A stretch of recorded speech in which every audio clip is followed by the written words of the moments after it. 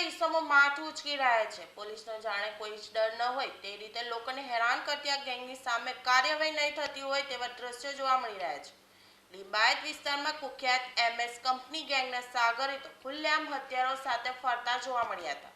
આ અસામાજિક તત્વોએ અનવરનગર આંજણામાં હથિયારો સાથે રહેણાંક વિસ્તારોમાં તોડફોડ કરી હતી, જેના દ્રશ્યો સીસીટીવીમાં કેદ થઈ ગયા હતા। લિંબાયતના કમરૂનગર આવાસમાં રહેતા અને કુખ્યાત એમએસ કંપની ગેંગના સાથી એવા મોહસિન ઉર્ફે બાબા કાલિયા અને અનવરનગર આંજણા ખાતે રહેતા શકીલ શાહના પુત્ર સાથે સામાન્ય બાબતે બબાલ થઈ હતી, જેથી બંને એકબીજાની વિરુદ્ધ સલાબતપુરા પોલીસ સ્ટેશનમાં ફરિયાદ દાખલ કરાવી હતી।